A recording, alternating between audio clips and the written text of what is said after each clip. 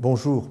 Nombreux sont sans doute ceux qui se demandent de quand date et d'où vient la tradition du conclave qui consiste à enfermer les cardinaux électeurs du futur pape à l'intérieur de la chapelle Sixtine. C'est lors de l'élection du pape Tebaldo Visconti qu'est née cette tradition. Après la mort du pape Clément IV en 1268, les cardinaux étaient réunis dans le palais des papes à Viterbe pour élire son successeur.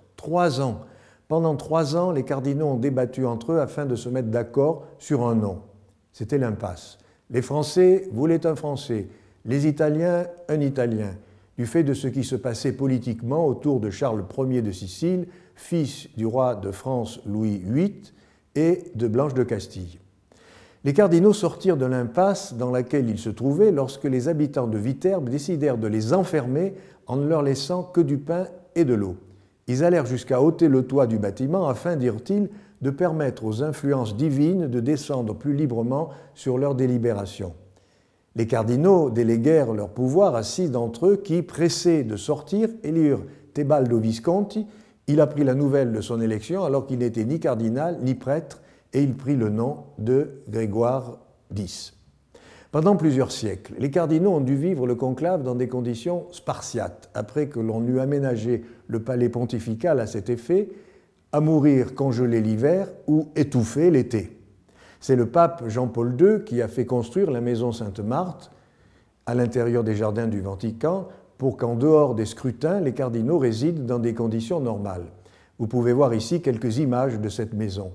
À l'heure actuelle, les bookmakers lancent des paris sur le nom du prochain pape et je me garderai de faire le moindre pronostic. Jean XXIII devait être un pape de transition. C'est lui qui a convoqué le Concile Vatican II. Jean-Paul Ier était jeune, il est mort au bout d'1 mois. Jean-Paul II a été un géant, à son élection, personne ne le connaissait. Benoît XVI était dit conservateur, et il est le premier pape depuis 15 siècles à démissionner. Que nous réservent les cardinaux cette fois-ci? Que vont-ils sortir de leur chapeau cardinalice? Les chrétiens ont hâte de connaître le nouveau pape. Les chefs d'État leur homologuent du Saint-Siège.